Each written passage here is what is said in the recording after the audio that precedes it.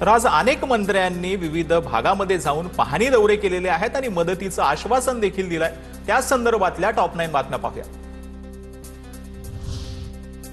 तर भाजपचे सर्व खासदार आमदार एका महिन्याचा पगार पूरग्रस्तांसाठी देणार। भाजपचे प्रदेशाध्यक्ष रवींद्र चव्हाण यांची ट्विट करत माहिती। महायुती सरकार पूरग्रस्तांच्या पाठीशी खंबीरपणे उभा आहे, चव्हाणांचं ट्विट।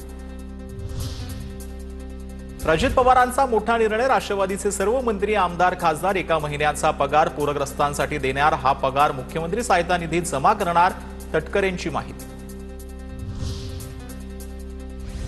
शिंदेंची सेना ही मंत्री आमदारांचा एक महिन्याचं वेतन नुकसानग्रस्तांना देणार। उपमुख्यमंत्री एकनाथ शिंदे यांची घोषणा। मंत्री आणि आमदारांचं वेतन मुख्यमंत्री सहायता निधीला देणार। तर शेतकऱ्यांसाठी एक महिन्याचं वेतन मुख्यमंत्री सहायता निधीला देणार। भुजबळांची घोषणा। शेतकऱ्यांसाठी जे शक्य होईल ते सर्व करणार, भुजबळांची माहिती। उद्धव ठाकरेंचा उद्या पूरग्रस्त भागाचा पाहणी दौरा। धाराशिव, बीड, जालन्यासह छत्रपती संभाजीनगरमधील नुकसानीची ठाकरे पाहणी करणार।